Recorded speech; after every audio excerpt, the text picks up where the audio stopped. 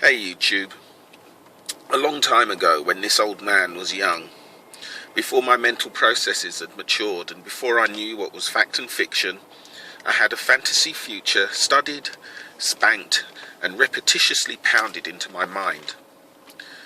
The hope, the prize of Panda Bear World, where I could stroke vegetarian lions and watch vegetarian leopards frolic with vegetarian lambs, under permanent sunshine, with Jehovah, Jesus and his elders lovingly gazing down on me.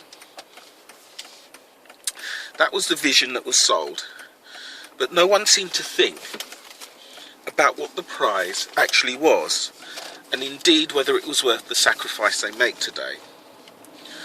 For an idea of what Jehovah's Witness paradise will be like, just look inside your kingdom hall now. Study the rules and see the demand for compulsory self-lobotomy and the demand for uniformity. Did you notice that it's impossible for a human to be the perfect Jehovah's Witness? Blind, unthinking loyalty to one thing only, no bodily pleasures, and strict regulation of every aspect of your life. The Jehovah's Witness paradise is not for humans. It's for brain-dead zombies or robot pets. Imagine 1 trillion years of Jehovah's Witness television. Imagine 1 trillion years of having your clothes selected for you. Imagine the pop charts full of kingdom melodies.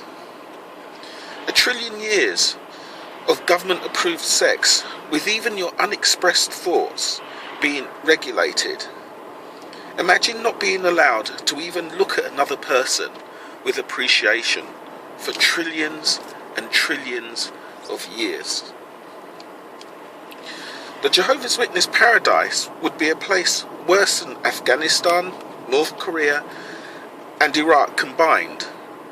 At least the Muslims promise an interest in afterlife, but they don't offer much space for human pleasure, enjoyment, in the way they live now. And the Jehovah's Witness paradise would be worse. The whole thing is just doomed to result in much more human misery. And to support my point, look at Adam. He was just as perfect as Jesus. Look at Satan. He personally knew Jehovah. Adam walked and talked with Jehovah.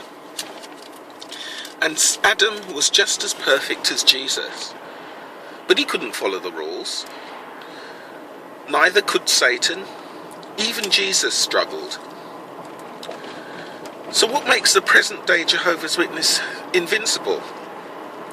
How are they so special that over 1 million trillion years they would not struggle?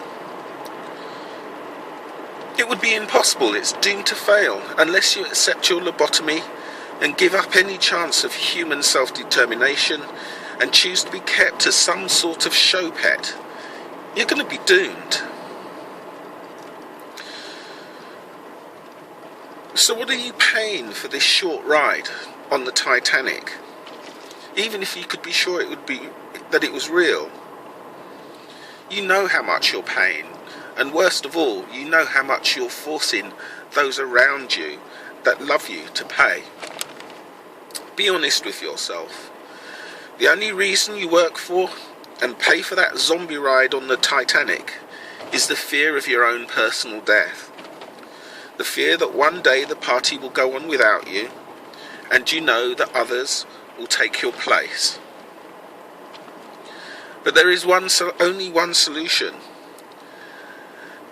Did you know that Titanic ride never was for humans with personality? It was a ride for zombie robot pets. This is our ride. This is our party. So dance. Enjoy it. And when you can, make the party better for those that will one day take your place, just as others have done for us. There is nothing to fear from death if you've enjoyed most of what has preceded it. After all, it's most likely to be the same as before you were conceived. So dance while you can, and don't give your party ticket, your one chance to dance and to shine, to those confidence tricksters on the governing body, who use the suppression of your humanity to feed and nourish themselves. And I bet another thing, I bet they enjoy their party.